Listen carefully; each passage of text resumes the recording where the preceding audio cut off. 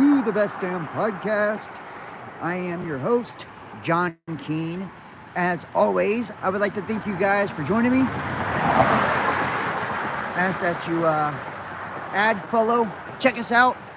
Instagram, Facebook, Best Damn Podcast, Twitter, The Real Best Damn, and wherever you're watching from, make sure to hit that like, give us a thumbs up, leave a comment, let me know what you think. Whew, man. And if you're, everybody on YouTube, make sure to hit that thumbs up, subscribe, click the all on the notification bell. And tonight, I think I have it set to subscribers only in the chat. So, it's really simple. Just, hit the subscribe button. We're going to give everybody a chance to, start rolling in here. Tonight, we're going to be talking about Planet X, Nemesis, Nibiru, and the Annunaki. This is going to be kind of a little bit different format than what I normally do. This is going to be more of like an open discussion /Q&A. So I think it should be pretty interesting, very interesting actually, especially like right now. I've seen a lot of the Nibiru shit start popping back up, guys. I really have. And for whatever reason, whenever we get around summer solstice and, all of that shit, it seems to be like that time, So we're going to talk about, some of the scientific things pertaining to Planet X. We're going to talk about some of the theological or, metaphysical aspects of Planet X and the historical things when it comes to that too, especially pertaining to ancient text. So it should be pretty fucking interesting, This is this particular subject too. Sorry, I got a flashlight in case I get into a dark spot. This particular subject, man. This is one that I get requested more than anything, on all the platforms. This was kind of like my claim to fame, Planet X, and Bible prophecy and all of that. I've been doing this for a very long time now, probably about 7 or 8 years. I've been getting a lot of new subscribers on this channel.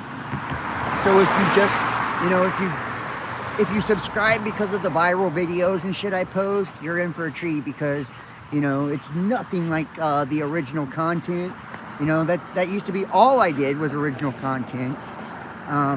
But because we have such a, strict way with the community guidelines on a lot of these platforms, we have to have something, man, to, not only just generate revenue, but to bring people in.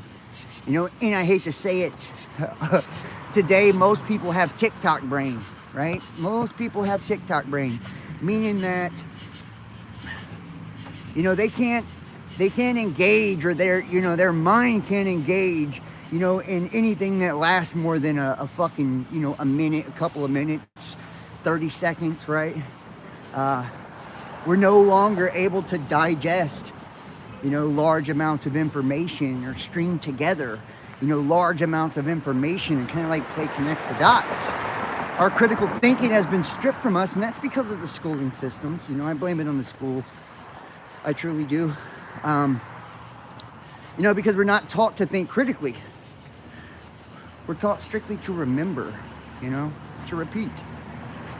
To repeat and to remember. And everything now, that we call learning or academia is an exercise in repetition. And if you're in the chat, please hit that thumbs up, but also let me know if you guys can hear me and see me. If everybody can hear me and see me clearly, that would help me a ton. Let me just make sure we're coming in clear.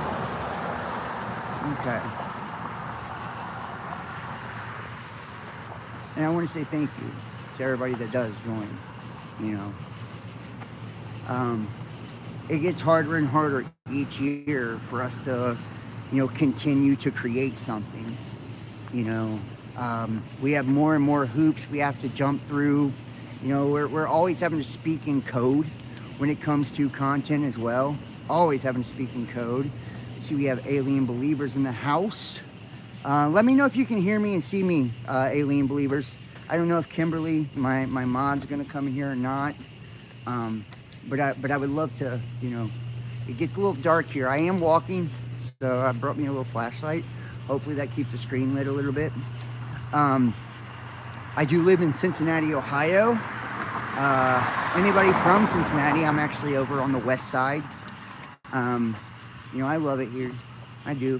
I grew up in this area my entire life. I've lived in Baltimore and all different types of places. But, you know, I came back home. I came back home. You guys may be familiar with Seven Spalding, another content creator from Cincinnati. And, you know, this is a city that's got so many fucking hills, right? There's so many hills here. It's kind of exhausting, you know, walking up and down all these hills all the time. But, you know, back in the day, Seven would get some of the most dynamic footage of the skies and the horizon. You know, and we'd see it lit up all fucking pink. And, you know, I believe, like, the more I've learned and the more I know, that what we thought we were seeing years ago, especially when it comes to the skies all lit up red and pink, you know, that's, well, we'll just get into this. So there's different solar cycles, right? We have different cycles of the sun. We go into solar maximums, we go into solar minimums. Many of you guys are probably familiar with solar flash or solar flare events, where, you know, throughout these cycles of the sun, every so often we have what's called a recurring micronova, right? A recurring micronova. Now, what we do know about our solar system, or our solar system, is that predominantly most of the solar system that we live in is dwarf stars, right? I believe it was, I don't want to say it's Hubble, it's not Hubble. Starts with an L. Anybody in the chat want to help me out with that? Lowell telescope, right? And this is one of the first people that was actually, you know, looking into the Planet X phenomena. And what he did was, you know, equip us with infrared technology and with the ability to see an infrared and see the infrared light spectrum, because our eyes, we can't see ultraviolet, we can't see infrared, right? We see 0.00001% of the electromagnetic light spectrum, so we see just a sliver. We're basically spiritually and physically blind to the things that are taking place around us, right? Perceptually blind, you know? And when we talk about those with the eyes to see and the ears to hear, we're not actually talking about our physical eyes, right? We're talking about our third eye and the ability to see beyond the perceptual reality that we call the physical, right? Physicality is, it's just a small sliver, you know? It's just a small sliver. And really, everything that we are seeing is a projection from within each and every one of us, not only on an individual scale, but a collective scale, okay? So, we created the ability to be able to see an infrared, right? This infrared allowed us to start seeing all these different star systems, right? All these different galaxies, you know, that we didn't even know were fucking out there. You know, we didn't even know the shit was out there. Not only did we find out that these stars, these dark stars, these infrared stars, these, you know, neutron stars, different types of stars, right? Dwarf stars, whatever, right? Not only do we find out that they existed, we found out that our neighborhood, our neck of the woods, is mostly that, you know, and that almost every, if not all, solar system does in fact have binary, trinary, right, sets of star systems. So it's like usually we have what we call Sol, which is our sun, right? Sol, that is our star. You guys remember the Romans calling it Sol Invictus, right? So it's like invoking the soul, right? And think about solar, right? In the solar system, soul system, right? It is our soul system. That's why, you know, when we see, you know, soul or the sun being represented as pure light, as infinite awareness, you know, and it's life. It provides us life. It gives life. It is life, you know? And there's many different schools of thought when it comes to, you know, soul and our star as well, you know, and a lot of people believe, I being one of them, that In essence, what we are witnessing is almost like a wormhole or a portal through a star, you know? And it's giving us the ability to look into a dimension or an aeon, higher than what we currently live in. And that all stars, all luminaries, all heavenly hosts, all celestial spheres, celestial bodies are doing the same thing. They are like poking a hole, in the lattice of space, and just allowing that light and sound and that frequency and vibration to pour through. But as we know, we live in a duality, right? We live in a duality, as above, so below, right? And for every light, there is dark, right? And this is where we come into the concept of a binary star, meaning like a dark twin, right? A dark twin or a dark brother. In any type of creation mythos that we can think of, whether this be, the Hopi prophecies that talk about Pagan Hoya and Palangata Hoya, right? The two brothers, or whether we look at Enki and Enlil, right? From, Sumerian, or we could go on and on, right? Even to the modern day concepts of, Christ and Satan. There's always, these two brothers, right? These two main entities that were responsible for creation and that began the epic saga of creation that we know now. So we have Sol, this star of light, the sun, right, which has created sun worship, and how many different religions and schools of thought have formed around, that light, right, that illumination, that infinite awareness,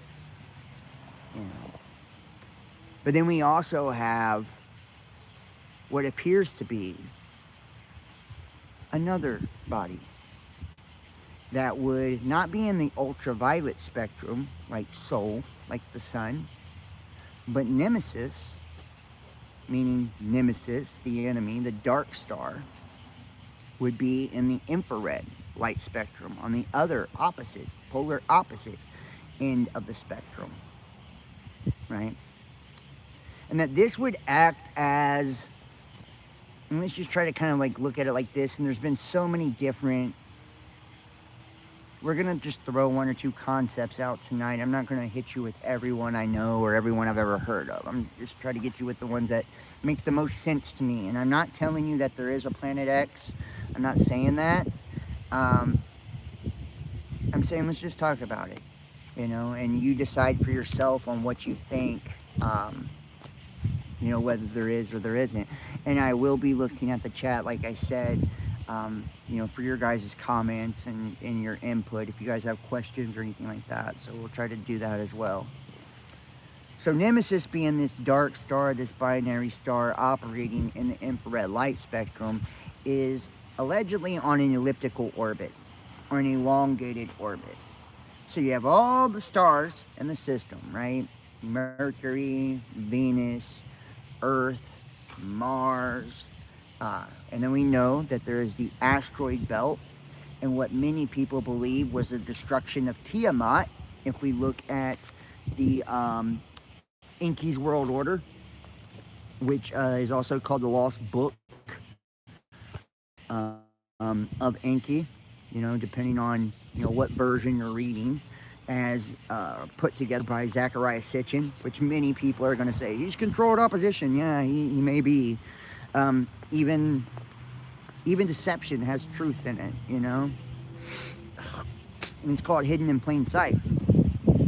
They just put these weird spins on all of these texts and tales and shit, to get you to see it. And they don't even switch it up too often. I'll be honest, like, a lot of what we see with these ancient texts and tablets and all of that, they give you straightforward truth, right? It is a truth. It's just your interpretation of the truth is what's all fucked up and screwy, We always try to fit it into a physical, way of looking at things, or fit it into our religious box, that we've been given and we've been taught that is the way that things are. So, looking at Anki's world order, right? We know that there was a destruction of a celestial body called Tiamat, right? And if we look at, Tiamat is a divine feminine serpent, right? Or kundalini energy of the feminine, right? This would also be akin to, the Holy Spirit, Pistis Sophia, right? Who fell from the 13th Aeon. And I know this is kind of all over the place, but if you haven't watched my content, I just would strongly suggest that you go through a lot of my videos and just go watch. Just watch. Some of my best playlists are the Forbidden Occult, Necronomicon, Gateway Process. I don't know if I have them private anymore. I think you got to be a patron to watch a lot of those, which, by the way, consider donating and supporting. PayPal, Cash App, Facebook Messenger, or join us over on Patreon. But anyways, so if you haven't heard a lot of my, my work and my content, we've done deep dives into a lot of this stuff, And we know that Tiamat was allegedly this heavenly body that devoured everything, right? And then you hear the tale of Marduk and, and the Annunaki, and how Marduk avenged the Annunaki by destroying Tiamat, If we look into books like the Necronomicon, Tiamat is also once again mentioned, but in this case, it is the feminine to the Cthulhus, right, which would be the masculine. So you have the two serpents, the red and blue serpents, right, which would be Tiamat and Cthulhus, right? Divine masculine, divine feminine, which, make up the Caduceus or whatever, right? Because we live in a dualistic reality, or a dualistic paradigm. So there is balance within everything. We have masculine and feminine is what makes up gender, and light and dark, and so on and so forth. Even though many people will tell you that it is an illusion, in essence, I guess it is an illusion, but not within, the construct. Within the construct, it's very real, and these are the laws, if you will, that holds the fabric of reality together, right? And that's why, you see such a concerted effort to flip your reality upside down with all the trans stuff, And if we look at any type of universalist concept, right, that is Luciferian in essence. That's the whole Baphomet, right? The narrow gate, or, whatever, the narrow path, the narrow way, having the ability to balance the two, and, which we'll talk about that another time. We're just going to kind of go into this. I know I can kind of get long-winded with some of this stuff, but I'm just trying to give you a little bit of a background. So you have these two serpents, right? And Tiamat, in the story of the Sumerian text, was broken into like 1 billion fucking pieces and scattered all throughout the universe. Many people do believe that Tiamat, in fact, is Earth, that the pieces left of Tiamat is Earth. And if we look from a scientific point of view, and please don't tell me, we're going to pretend like NASA is not bullshit. We're going to pretend like science is real, and we're going to pretend like all of it's true for now, for sake of conversation. What is it? Theia, right? They believe that planet Earth has the molten remnants of a planet, which I believe is Theia, that actually, and it means something in the occult or the esoteric. It's the mother of Jupiter, I think, or the wife of Jupiter, or some shit like that. But anyways, right, we believe that there is a giant piece of a planet, in essence, lodged into fucking Earth, right? That it actually crashed into us at one point. And then if you start to look at the concept of the moon, right, and many people believe, which is crazy, the moon does appear to be artificial in nature, and it's like, how could something be tidal locked the way that it is, and be too big to, really be a satellite around the Earth, and all of that, which, is another tale for another day. But, some people believe it came from some type of collision, with another body. And if you look at the solar system, as we jump from Mars to Jupiter, we see the asteroid belt, and the asteroid belt, like the harmonic balance of our solar system shows that there was once another planet there, right? And then it got destroyed. Okay. Now, what I find interesting, is like the concept of Planet X may not be what a lot of people think, It may not actually be, a dark star that's, a trans-Neptunian object like what many people believe. And they started to notice this after they discovered like Neptune and Uranus and all of that, because I believe it was like 1 degree, right, as it was transiting on the outer edges of the solar system, that they started to see a tilt, or things being slowed down. In essence, they could see variations in the orbit of these planets that were outside of Saturn, right? So that's how they knew there was something there, because of gravitational pull. And this is your Planet 9 concept, right? Which, you can buy into that or not. What I kind of believe, though, and this is just my opinion, if you look at the ancient Babylonians, when they were talking about Nibiru, you know what they were actually talking about? That was Jupiter. Yeah, that was Jupiter.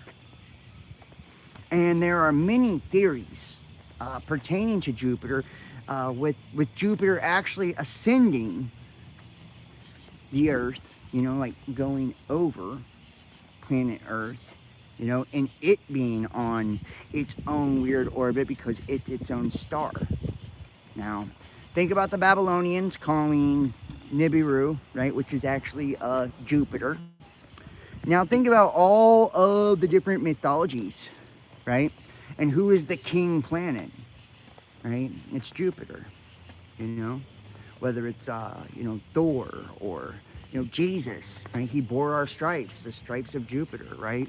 King of kings, right? The king planet, in every different mythology, Jupiter is the son of Saturn, or Kronos, which is representative of time, and him being the king, having a profound impact or effect on, consciousness and the people on planet Earth. A lot of people even believe that Earth at one point was in fact a satellite of Jupiter. Now think about our religious concepts when we think about Jehovah, right? The name Jehovah, it actually means Jove given, right? Jove given is Jupiter, once again. Why do we have all of these different,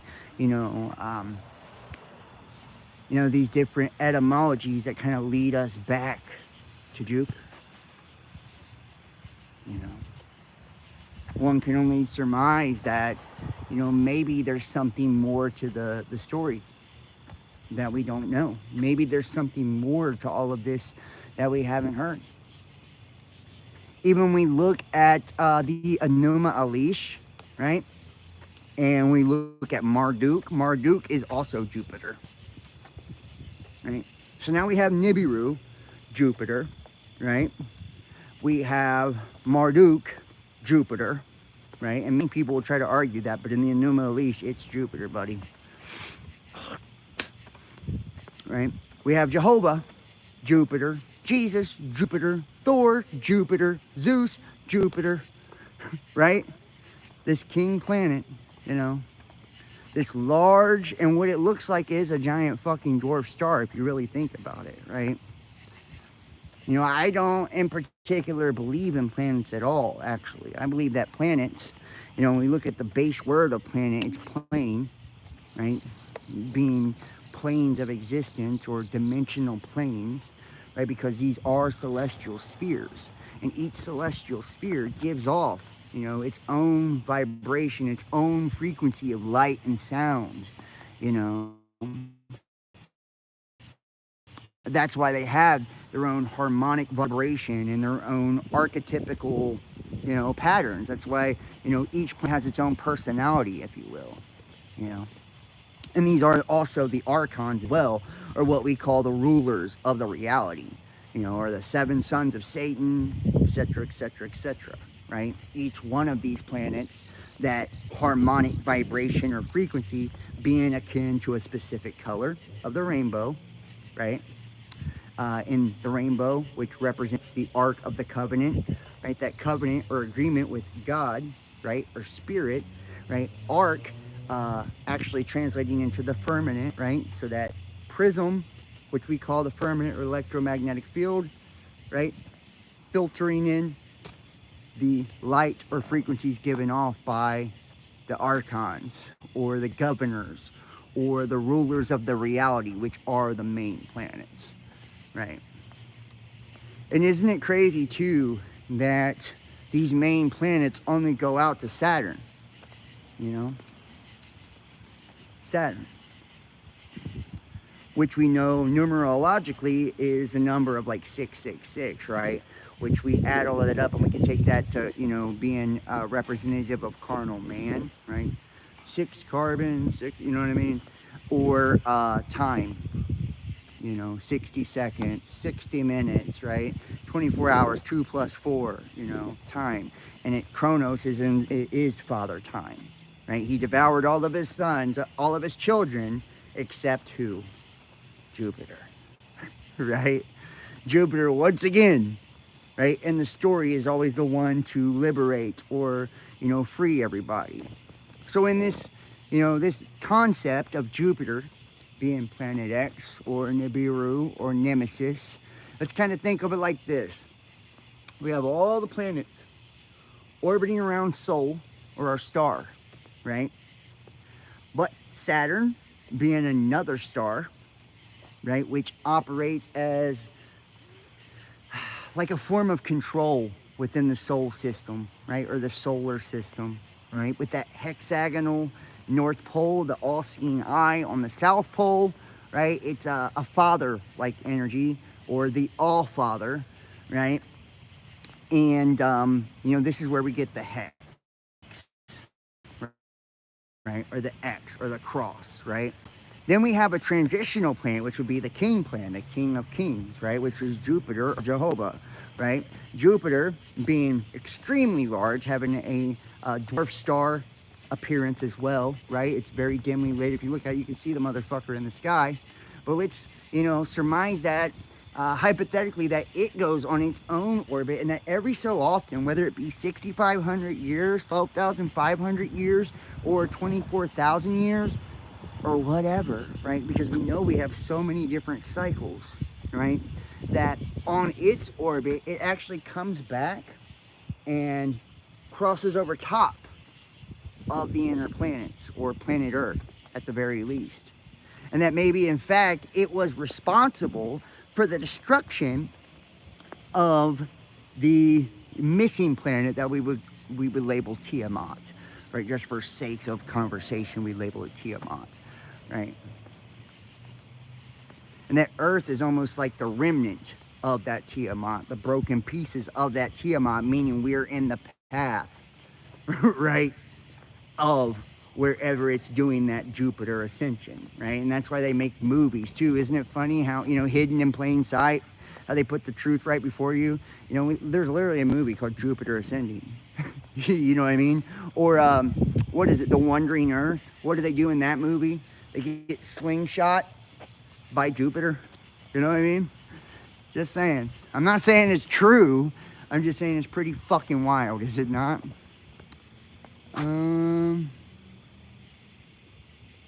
You thought Earth was Tiamat? Yeah, Earth is Tiamat. I believe Earth is Tiamat. I mean, I don't know for a fact, but I'm just saying I believe Earth is Tiamat. For sure. I do. I believe Tiamat was a, you know, according to the Sumerian text, Tiamat was a large body of water planet, but it was large, right? And it broke into pieces, you know. It got destroyed by Marduk, who is Jupiter, right? He's Jupiter in the Enuma Elish. I know other people are going to argue with me and say, Marduk is Mars, and okay. read the Enuma Elish, right?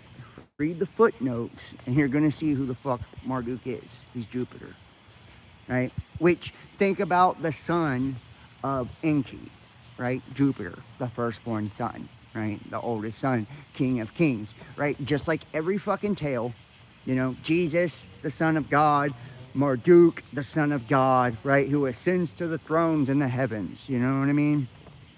You just gotta, you know, you can, and this is what's crazy, and this is why religion is so fucked up and detrimental to our way of thinking, because it's like, you know, religion tries to get you to think of things in an exoteric understanding to where it's all physical, you know. We're so divided when it comes to what we believe as far as religion and what we perceive to be the truth. We literally go to war and fucking hate each other and fight each other and all of that over our beliefs. Not knowing, you know, not understanding that literally every fucking story, every last one, is the same story, talking about the same thing, the same heavenly bodies. You know what I mean? It's like, if you truly paid attention, if you truly was able to understand it, you would see that, you know? And that's how you know there really is one creator God energy. You know, it's just everybody, you know, every culture's method of explaining, you know, this conscious understanding that can't really be understood or explained, you know, through the physical or captured by language, you know.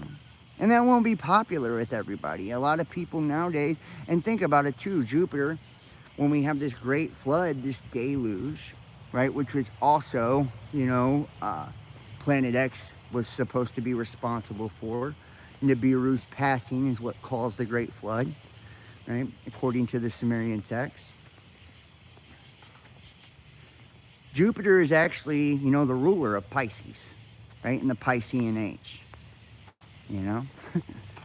Jupiter also rules religion, which we've seen in the Piscean age of the deluge, you know, and I've talked about this too, how these cycles, you know, this is part of the precession of the equinox, right, where our sun was sitting in a different astrological house, you know, for 2,600 years or whatever. And that was the energy that was being amplified by the sun, you know, consciously to humanity, because we, you know, we get our consciousness, we get our life force from the sun, you know. And each one, you know, is akin to an element, and so on and so forth. You know, we went from a time, and some people even believe this too, that Venus, in fact, was also a site of Jupiter, and that was thrown out of orbit. That it used to be Earth-like. And that's thrown out of orbit, captured by the sun. And that's how it became all fiery and shit like that. I'm not saying these things are true, I'm just saying these are theories. You know, that's what tonight really is. It's kind of like kicking and bouncing different shit off. You know, and it's like, I would love to hear your opinions and thoughts on these things too. You know, like what you think, what you've heard. You know, I will read it. Jupiter, I thought it was Neptune for Pisces. Well, Jupiter rules Pisces too. So Jupiter rules religion, right? Well, and see, and that's the thing with Neptune and Uranus, by the way. Neptune and Uranus are outside of the solar system, right? So they were discovered, you know, and so many people believe this too. There is some cool math when it comes to the discovery of Neptune and Uranus and Pluto and all of that. And I know I'm going to get it wrong. But the times that they actually came, many people believe that they were discovered because we were looking for a planet X, right? And that's actually what we found.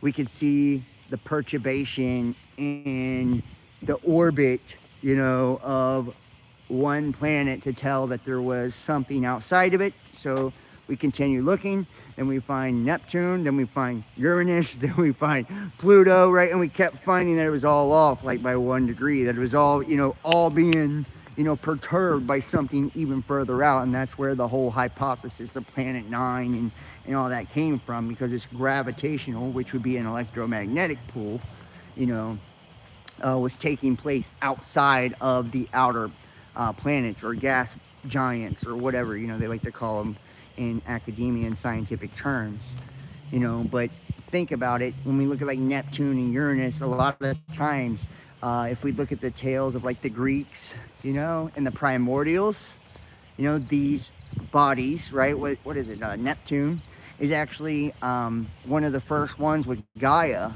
to create the first cycle, and it's a primordial element, meaning it's outside of the solar system. It's outside of the control of Saturn, right? Which is the all-father or father time, Kronos, right?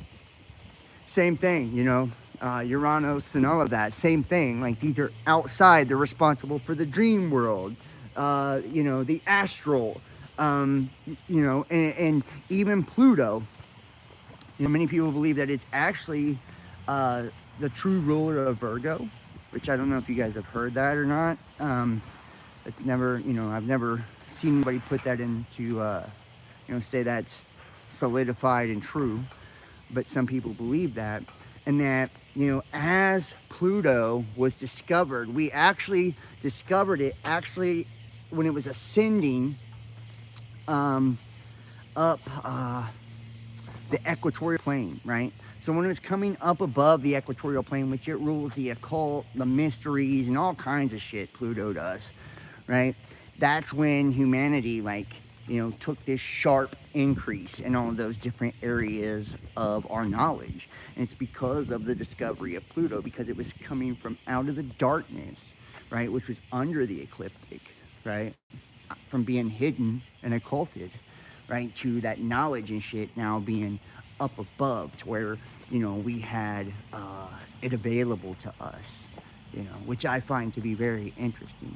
And like I said, as we expanded consciousness, we would find Uranus, Neptune, all these planets or bodies outside of the rule of Saturn, and even the Aquarian age. Think about it. Aquarius, which is, the air, the ether, right? And it's all about, the transhuman, right? All of that, about technology, about, social structure, and all of this innovation. And it's outside of the bounds of Saturn as well, right? Meaning we're breaking free of the solar system, right, that we've been confined by consciously for God knows how long. We're stepping outside of the box. And if you think about the true stories of like Christ and shit, right, represented by Jupiter, right, we come into Piscean age. The Piscean age started with the deluge of the Great Flood. That Great Flood, it was a drowning in consciousness, remember? We were set all the way back because it was a new cycle. We took a big dip, or a drop in consciousness. Our spiritual IQ. And I feel like this happens every cycle too. In Jupiter being this, this planet of opportunity and expansion and all of that. As it comes back around, as it does its ascension thing, or Enki, right, the one who created us, that would also be, a version of Jupiter. Just keep going on and on. You can plug in almost anything with Jupiter. As it comes around throughout these cycles, right, like new opportunity is created, new states of consciousness are created. We take a big dip or a lull in consciousness when the Piscean age begins. This age of water, that's the deluge, that's the flood. And that's why you get Christ walking on water, right? Jupiter walking on water, right? That consciousness, that energy, which is Thor, Jesus, Zeus, all of that, right? Being at a higher octave, that king planet, being at a higher octave, tapping into that energy, a higher octave, and that's why it's guided religion throughout this entire time. Christ, the Christos, means anointing. right? It's the anointing or the sacred secretion of our pineal gland, where we come into awareness. And think about, Planet X, what it actually means. It's a transitional planet of the crossing. Christ was born on, or died on the cross, right? Died on the cross, planet of the crossing.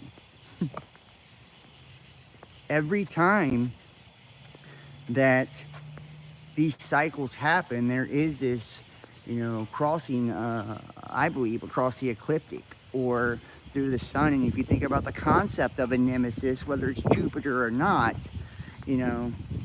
essentially what a dark star would do, would be, and if we think about, one that is, it's got this intense magnetism and magnetic pull, right?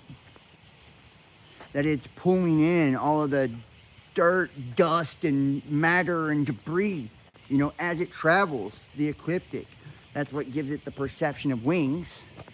Or we can look at the Saturn-Jupiter conjunction, which is also what would give us a perception of wings, which we had the great Saturn-Jupiter conjunction, December 21st, 2020, on the winter solstice in 2020, when we had 20/20 vision and clarity, right? And doesn't it just kind of blow your mind that it all coincides with, these biblical prophecies too? Like, right, we had the great sign in heaven, September 23rd, 2017. Right? The great sign in heaven, the woman and the dragon, travailing in birth, right? With the sun over her shoulders, the moon under her feet, Mercury, Mars, and Venus in alignment, a crown of 12 stars, which was the constellation of Leo. Who was she giving birth to, by the way, for the gestation of like 42 weeks or approximately 9 months? Jupiter.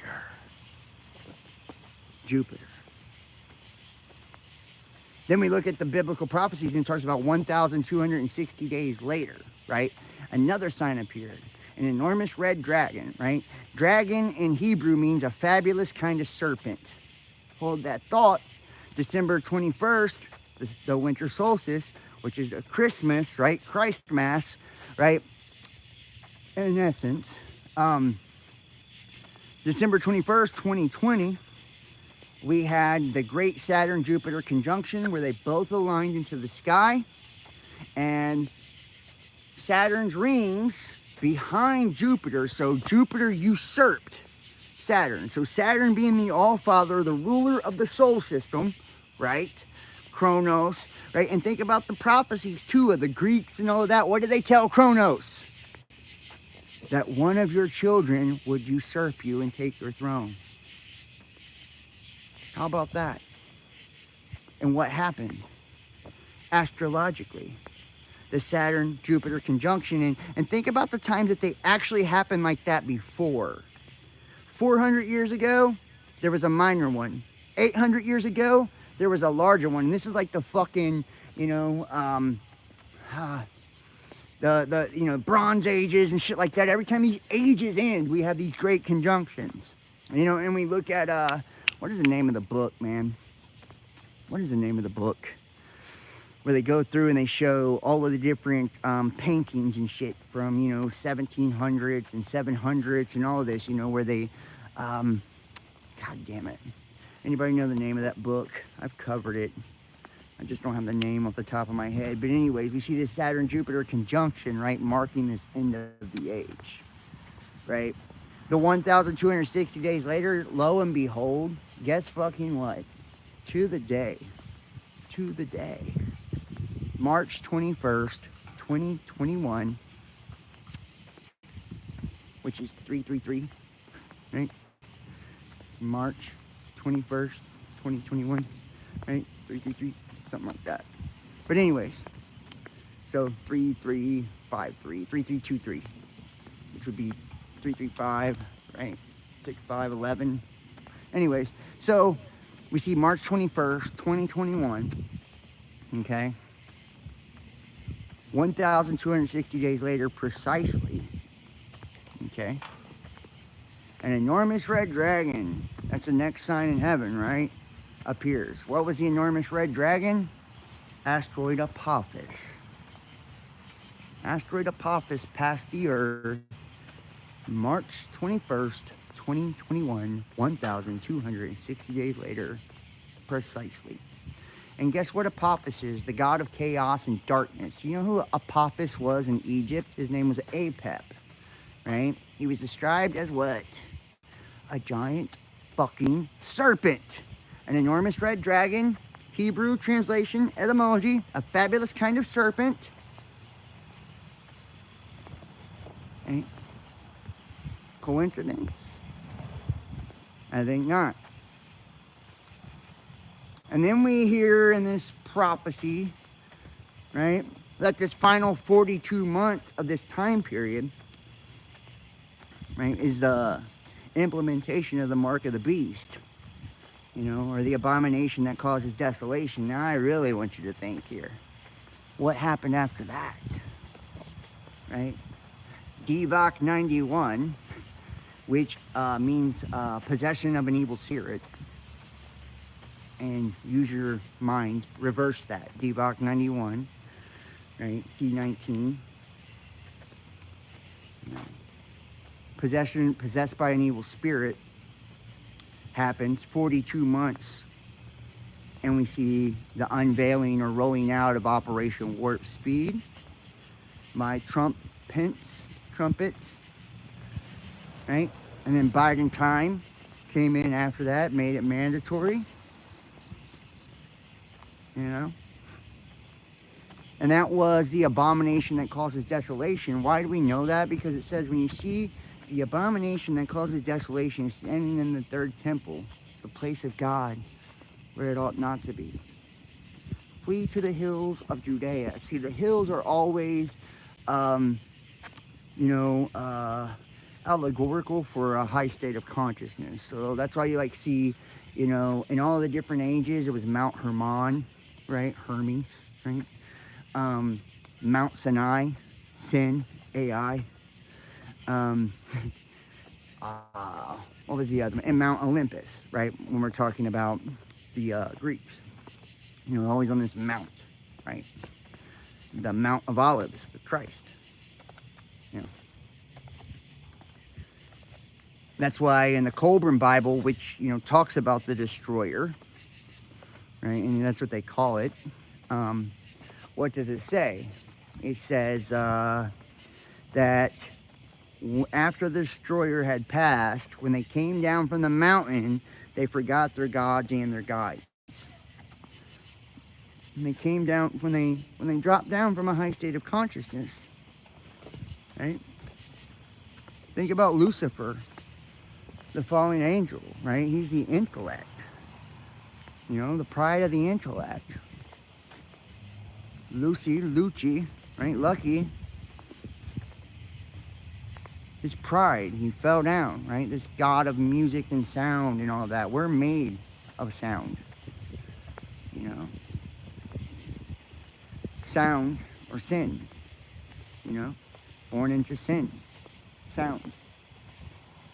Shit, if we even look at, you know, the moon. The moon can be translated into sin as well, or leaven, right? Unleavened bread and all that. And that's why in the Sephiroth or the Kabbalah, you know, it's the sphere that represents, you know, the carnal or our genitalia. You know, it's all the heavenly spheres, you know, funnel through that one sphere. You know, and it's the soul or spirit. You know, and there are many different belief systems that actually believe that all 7 main planets that represent the days of the week and the colors of the rainbow and the 7 chakras are actually inside the moon, right? Being projected through the moon, you know, and that the moon, the reason that it shines at night and takes on the reflection of the sun is because it is essentially reflecting the pure awareness of the sun. It's filtering it to us because we can't take it in its entirety. You know, and that's why there's different belief systems. You know, at different times of day, there's different energy made manifest by the sun, you know. That's why when the sun is in certain cycles, we see it burning pink and shit like that. It's actually burning helium, You know, that's what gives that pink shit. It's, you know, is Planet X actually creating, you know, the pink helium in the sky? When we think we see 2 or 3 suns, is it actually a celestial body that's up there? Or are we seeing basically like the light refracting or reflecting off of the electromagnetic field, right? Or the atmosphere that's making it appear to be more than one, you know, sun or whatever, right? Because I actually think that is the case. And I'm not saying I haven't seen what people call stellar cores and shit like that around the sun through stereo images. But I'm going to say this. How much stock do you put in NASA's stereo images? I don't put a lot. You know, I said we're going to pretend as if it's all true and it's all real, but is it though? You know?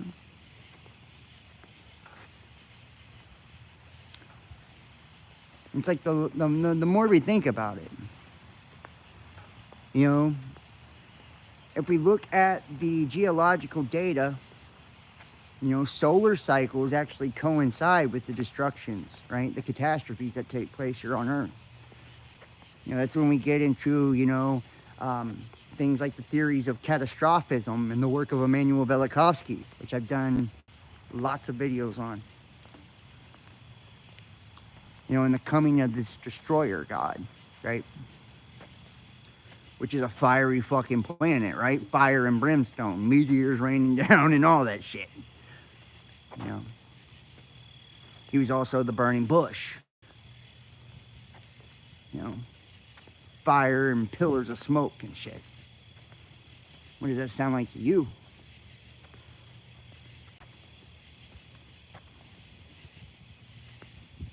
And if this has happened, if this does happen, at the end of every one of these, you know, cycles through the precession of the equinox, every age ends. We have this small window of time where, you know, Enki, who is the god of the, you know, he created us. He would be Jesus, he would be all that, Jupiter, right? Comes kicking through, and his energy is so intense and so powerful that it affects human consciousness. Or Nemesis, whatever. As it's dragging all that dust and debris, right? It allegedly deposits it into the sun, right? The binary dance of the 2 stars. As those impurities and things that are gathered up in the tails or the wings of Nibiru or Nemesis, right, are deposited into our sun on this elliptical orbit, our sun then cooks out the impurities and goes through these phases or cycles of the sun, resulting in a flare or a flash event, right? These flare or flash events actually, you know, radiation has the ability to mutate DNA, you know. So we know it's not a guess. You know, every time that these catastrophes happen on Earth, everything gets fucked up. Gets wiped out, fucked up. But guess what happens? It all rises back again, but it's mutated and it's different. You know, and we look at like isotopes and Antarctica and all of this, you know, everything has been changed and altered. And if you look at like even the concept of Pangea, the polar shift, I believe is polarity shift. Right? It's shifting in conscious polarity. I don't see any evidence to say that we've actually flipped upside down. I don't. What I do see is evidence for expansion, though. Pangea, think about it. You look at the Earth and all of its continents, it looks like we're just getting fatter. And the continents are just spreading, right?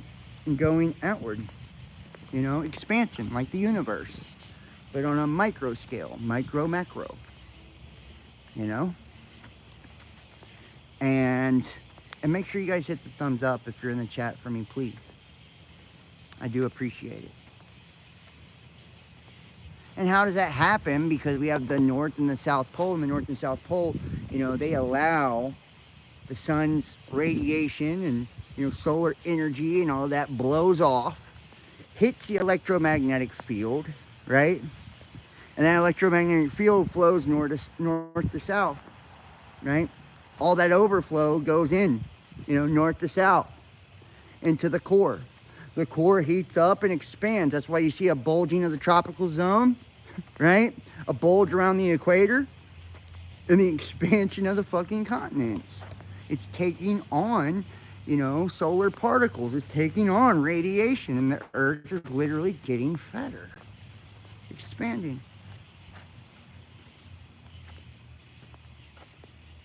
And then you can even see the migration of the physical, you know, north. You know, it's migrated fucking damn near to Siberia now. We're so close to a new North Pole, it's not funny. You know, but we've also watched consciousness shift as this migration has taken place. All of this, you know, coinciding with these, you know, astrological alignments, you know, these prophetical events that were foretold in so many fucking books. And think about, you know, once again, back to the Cobran, which was written on brass. It was pre-flood. This was the Egyptians' point of view of the Exodus, which was another, you know, passing of Nemesis, Nibiru, Planet X. And probably in an original account of Moshe or Moses or Akhenaten. I believe Moses was Akhenaten. You know what happened? You know? This thing fucking passed. It destroyed everything. Destroyed everything. Poisoned the water and all of that. You know, and then you hear all of this fucking hocus pocus about climate change and shit, and it's like, yeah, you know. That sounded like climate change more than what we experience now. What does it say? You know, Adams has a video on how all the continents were all formed together. I'd like to see that. I would like to see that. You know, to me it's fascinating. It's fascinating.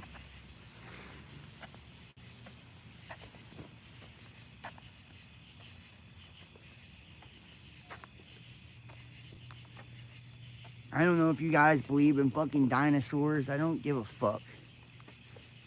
But if they were real, something wiped their ass out.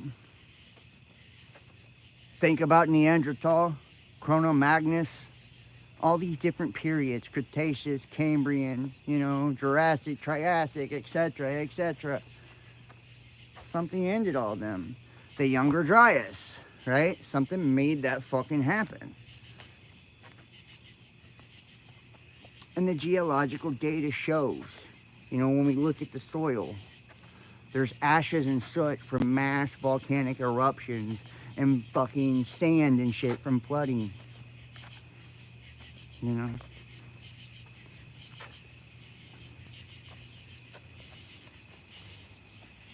I think most presumed dinosaurs were actually the bones of giants, Nephilim, whatever. What if they are still around? Hey, I'm not putting it past anything, bro. Straight up. I don't pretend to know anything more than anybody. I'm sitting here speculating. This is a guesstimate, you know? I'm hypothesizing with y'all. That's what I'm doing. I used to be convinced I was right about everything, you know? Until I really got some awareness and I thought, damn, I don't know shit. I don't know a fucking thing. You know? I don't believe the same I believed when I started all of this, and I won't believe the same a year from now that I believe today, probably. You know, my understanding of Christ and God and just all of it, you know? The universe, you inverted. Now, chew on that. You know, we live in a holographic projection, an electromagnetic holographic projection, and how would an interaction take place with a, you know, a dark star? You know, one made of pure matter and darkness and shadow energy. You know, is it a physical happening at all? Think about it. Or is it a conscious happening? This planet of the crossing, this transitional planet. Remember, the base word of planet is plane. This transitional plane. And what is a cross? Right? A cross is a cube broken open. It's the box broken open. Remember, Saturn is the box, right? The black box, which also is responsible for our language in our brain, also called the black box, right? It's the hexagon, right? The Masonic cube, 1 plus 5, 1 plus 5, 1 plus 5, 666. We've already talked about this, right? The 6 carbon and, you know, 60 minutes, 60 seconds, 24 hours, 2 plus 4, 6, right? Representative of time and carnal man. The construct in the trap of time, it's the matrix, right? Which matrix translates into womb, by the way. You know? And we've talked about how, you know, the Ark of the Covenant, you know, that arc is the firmament or electromagnetic field, which acts as a prism for those 7 main planets, which are, you know, projecting their light. And it's being divided through that prism, you know, the process of soul luminescence, or what we call star in the dark, right? Where the light is fragmented, separated and fragmented, it's bouncing off of everything. That's us. You know, we are the heavenly hosts. We are the luminaries. We are up here into the stars. Remember, the stars, the luminaries, in essence, are, and that's why God's the Lord of hosts, right? Heavenly hosts are stars, luminaries, stars, planets, stars, so on and so forth, right? So if we look up at space, you know, those stars are light, you know, or energy. They're light, they're energy shining through from the dimensional space above, right? And then think about this, and I mean really think about it. If our perception of space is black, right? It's black, it's darkness, and I'll be in the light in 1 second. It's black, it's darkness. Imagine what's on the other side of the stars, right? I bet space is white, you know, and stars are black, you know? Everything kind of works like that. You know, it's all inverted, always. We live in an inverted reality. That's why the universe, you inverted, right? You're projecting your consciousness, you know, outwardly.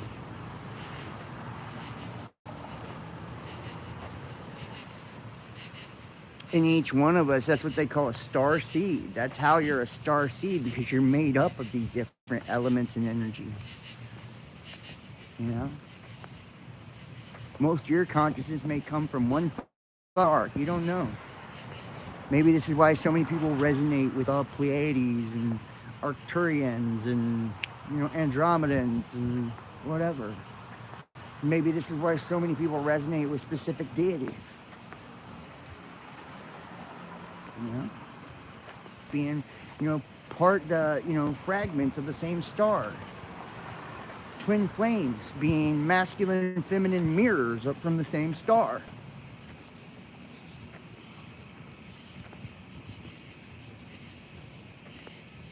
You know, it's really up to you on how you want to perceive it. I don't think there's a right or wrong. You know? I think there just is. There just is. You know, and we know that a planet X, or a hex, right? The crossing, right? Which is that box, that cube broken open. We know that that's part of a transition, right? A conscious transition, a point in time when a cycle ends and we come into extreme awareness, a high state of consciousness when we go up on the mountain, so to speak. Right? When the Christ is born.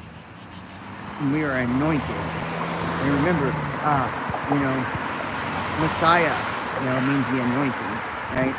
The anointing, right? Savior, saving ourselves from our lower nature.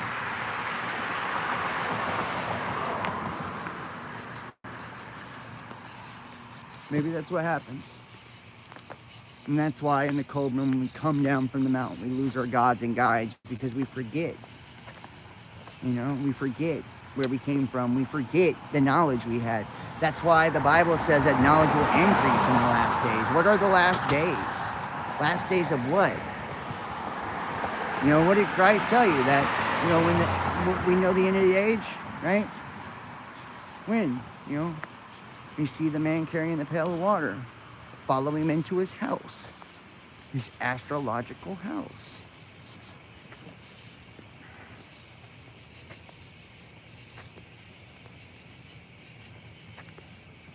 So what is the plane of the crossing? It's us crossing a conscious plane into a higher state of existence. You know, wonder how they built pyramids and, you know, fucking all of these different amazing feats we couldn't replicate today. How they knew where all the stars were, and how they knew medicine and all of it. You know, that was their age. When they hit the zenith, when they, you know, stepped into something amazing. They had access to all of it, just like we do now. That's why we're doing crazy, amazing things with technology. We have access to that fucking awareness, to that intelligence, to that energy. It's what we choose to do with it. That's what decides what we choose to do with it.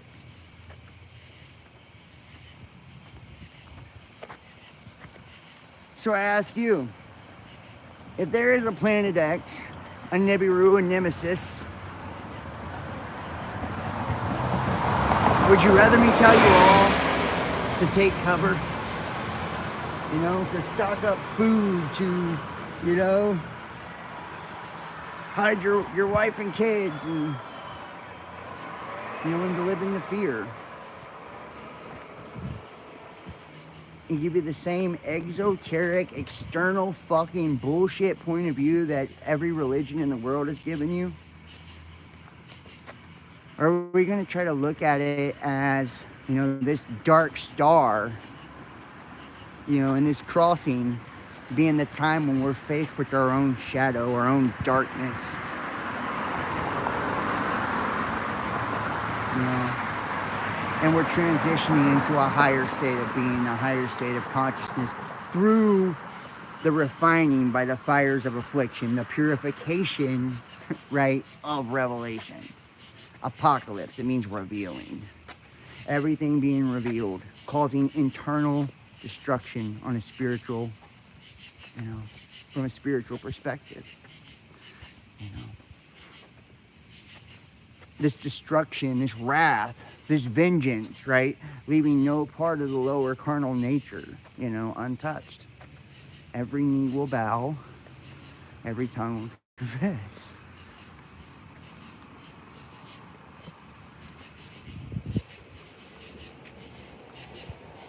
So ultimately, at the end of the day, it's up to us on how we cross, right? How we cross over. What that looks like, what that means. You know, we create our own reality, whether you think so or not. Yeah, but technology has also fucked a lot of shit up at the same time. It has, but you know, technology ain't fucked up nothing. We fucked it up. You know, it's like when I do tarot, you know, fucking readings and shit. Tarot cards don't lie, people do. You know? Astrology don't lie, people's interpretation of it is what's bullshit. You know? Religion is true. It's our fucking understanding that's so ate up. Shit, laws are usually just. It's the way we enforce them that's fucked. Like, trying to understand, like, we're doing this to ourselves. And that's what it's coming to an end. That's why, Aquarius is about the, changing of a social structure. From the individual to the collective. From the few to the many. That's why you're seeing the rise in AI and transhumanism and all of that, because it's about innovation and technology. Maybe we, and I've talked about this in older, other lives and shit. We could even be creating our future bodies or our future selves for the next cycle. Wrap your fucking head around that. If we were primordial and ethereal beings at one point in time, right? In the time of Taurus, right, which is, Venusian, Venus, divine feminine age, feminine, the mother. Then we went to Aries, which was fire, masculine, that's your Yahweh, your wrathful, vengeful God. Moses, the burning bush. Then we went to Pisces, which is the sun, the Christ, right, the age of water, right? Now that we've done all of that, now we've like transitioned, right, into the ether, the air, the consciousness. Right, with Aquarius, we've mastered the water. We're carrying the pail of water. We went from a very spiritual state without any blinders, to being trapped in more of a physical essence, and we learned how to master the physical through the age of Pisces. Now we're coming back to where we were before, incorporating all of it. In this age of Aquarius. And each time, there were giants, right? Nephilim, Elohim, right? We had Annunaki, Ajiji, right? The primordials, the Olympians, the Titans. Tell me there ain't a fucking religion that doesn't talk about our state of consciousness and how it shifted and changed, and you thought it was God's? We're the gods. We built it. We did it. The Levites, right? Levitate. That's how we fucking levitated all those stones for pyramids and, all the monoliths and shit across the world. We were in the age of fire, which is magic. We were able to fucking manipulate things with energy, with sound, with light. Now we're coming to that again. We're becoming telepathic again. We're able to speak to the subconscious again. That's why you're seeing the rise and all the, the mediumship and the channeling, and the quantum hypnosis and all of this is because we're tapping back the fuck in. We're moving into the age of Aquarius. We're getting comfortable in the energy now. That's why religion's dying, because Pisces is over. Religion is over, And now we're stepping outside of the bounds of Saturn and the solar system, the Saturn moon matrix. We're breaking outside the box, right? With Uranus, Neptune, right? We're stepping into the astral. We're stepping into the conscious. Behold, coming on the cloud. Right? The cloud means consciousness. Every eye will see him, even those who pierced him. Every eye will see him.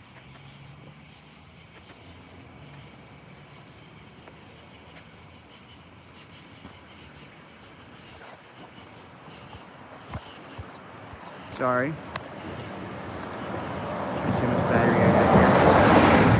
Trying to see how much battery I got here. Hey man, you know what? If you talk about Jesus, you talk about Christ, so many people tune out nowadays. But they better understand, I'm not religious at all. I'm just telling you what it actually means. I took it very easy on you guys tonight on the mysteries too. We didn't really go into anything too super crazy and profound that people couldn't understand. I'm trying to do more of these lives, I really am. I am. I've had a lot of shit going on myself. I've had fucking a lot of shit going on recently. Not been good. You know, but we keep fighting. It doesn't matter, you know. We'll keep pushing. We always will. What choice do we have? You know, what choice do we have? You know, back when I was younger and I did all this, like I used to telegraph my business to everybody. Stop doing all that, you know? Stop doing all that. I value my privacy these days. You know, I value life. I value each and every one of you. You know, I value all of you that have ever helped me, that's ever blessed me in any way, shape, or form. You know, I struggle just like anybody. I love like anybody. I get my heart broke like anybody. You know, we all do that together. That's part of the human experience. And let's not forget how fucking beautiful the human experience is and how fucking lucky we are to be able to experience it. We'll never forget that. Like if you have someone in your life today that you love and that loves you, treat them like they matter. Hold on to them for dear fucking life. Yeah. So convenient now with dating sites and all of this, like social media. We all feel like, you know, we can just kick somebody to the fucking curb and, you know, get a replacement that fast. But understand, you know, that relationships are a sacred bond meant to be experienced between you and another. You know, treat it like it's sacred. You know, they say, where's the you know, the grass is the greenest where you water it, right? It's the greenest where you water it. Tell the people in your life you love them, you appreciate them, give thanks for them. You know, if you're blessed with children, don't complain about them, and you know, you should be grateful to be able to take care of them. You know, in every challenge, even though it's a challenge, it's an opportunity to get better, to grow, to evolve. You know, we really do get what we put out. So many people don't understand that, you know, everything requires sacrifice, right? You don't have to sell your soul. You're selling your soul to yourself. You know, you're selling your lower nature. You're giving up your lower nature for something higher, for something more.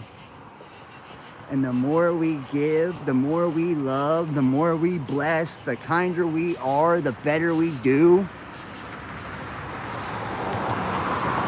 the more is available to us. That's the energy we embody. And that's what our environment and everything becomes. You know? So bless others, love others, and watch you receive it back tenfold. You know, we truly do get what we put out. You know, if we're not grateful and we don't have gratitude for what we already have, then how can we receive more? You know, we're sending the message to the universe. We can't even take care of what we do have. We can't even appreciate that. I want to thank each and every one of you tonight for watching.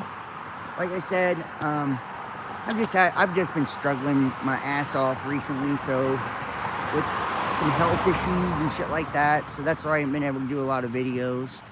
But I'm gonna try to do more lives and shit. Maybe I'll get on the computer sometime this week and actually do a deep dive if you guys are into it.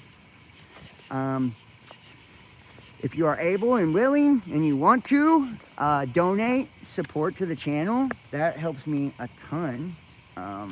So paypal.me/thebestdampodcast, Cash App, Best Damn Podcast, Facebook.com, John King, Best Damn Podcast, or join us on Patreon, patreon.com, Best Damn Podcast Official. And to everybody who does donate and support, seriously, big ups and big thanks. Like, that's how I'm able to do the channel and everything. That's why I ain't been able to do like the deep dives and shit. It's like this we got to pay for software and fucking, you know, all of that. It's like streaming and all that. It's like if we don't bring anything in, I'm not able to take care of it on my own now. So I need help. If you want to see that, support.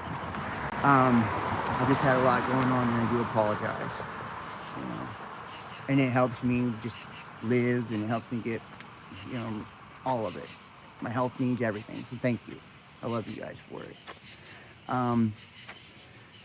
Besides that, follow me Instagram, Facebook, Best Damn Podcast, Twitter, The Real Best Damn, or X, The Real Best Damn, YouTube, Best Damn Podcast Official, and Best Damn Podcast, BDP2.